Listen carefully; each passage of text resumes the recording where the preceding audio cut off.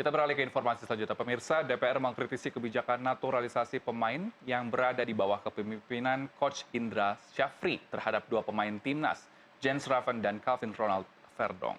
Komisi 10 DPR RI menilai naturalisasi mematikan bakat dan kesempatan pemain lokal untuk berlaga. DPR meminta naturalisasi di timnas dibatasi dengan komposisi 60% pemain lokal dan 40% pemain keturunan. Dan olahraga, Mas Dito beserta seluruh Komisi 10 DPR RI melakukan rapat kerja dengan Kementerian Pemuda dan Olahraga Kemenpora Senin 3 Juni 2024. Rapat tersebut membahas permohonan pertimbangan pemberian status kewarganegaraan Indonesia untuk Jens Raven dan Calvin Ronald Verdong. Debat khusus perihal naturalisasi pemain menjadi satu topik yang tak kunjung usai.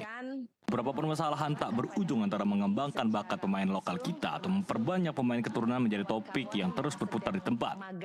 Anggota Komisi 10 DPR RI Rano Karno mencatat sudah ada 9 pemain yang telah dinaturalisasi di era kepemimpinan Erick Thohir sebagai ketua PSSI.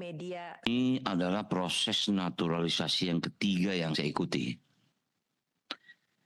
Cuman memang agak sedih tapi saya paham karena kesibukan beliau sebagai ketua dan juga menteri. Kita tidak pernah bertemu dengan ketua PSSI. Sehingga kita tidak tahu. Makanya tadi saya sempat tanya sama si abang, ini sampai kapan naturalisasi lagi ini? Karena berdasarkan catatan yang saya punya ini, saya tidak akan bicara tentang kepemimpinan era yang jauh, tapi sejak Pak Iwan saja, kita sudah melakukan 4 naturalisasi. Yang pertama Mark Klok, kedua Sandy Walsh, Jordi Amat, dan Shane Patinama. Nah sekarang masuk ke eranya Pak Erick Thohir ini, tercatat ini sudah hampir 7 pemain. Sekarang hari ini akan ditambah 2. Jadi total ini 13 orang naturalisasi. Sementara itu Putra Nababan yang merupakan mantan wartawan yang kini duduk di Komisi 10 DPR RI menambahkan bahwa harus ada 60% pemain lokal yang bermain di lapangan.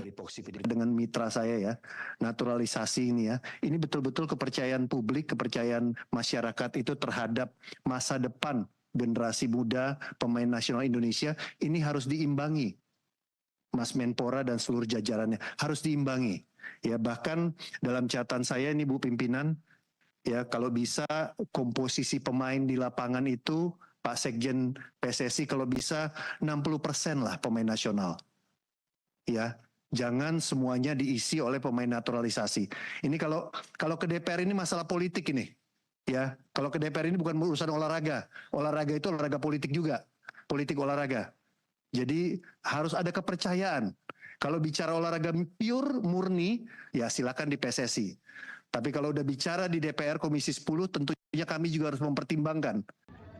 Namun fakta di lapangan memberikan hasil yang bombastis. Prestasi timnas kita terlihat semakin berkembang dengan komposisi pemain naturalisasi yang cukup banyak di bawah kepemimpinan Coach STY yang berhasil mencatatkan rekor-rekor baru. NTV melaporkan.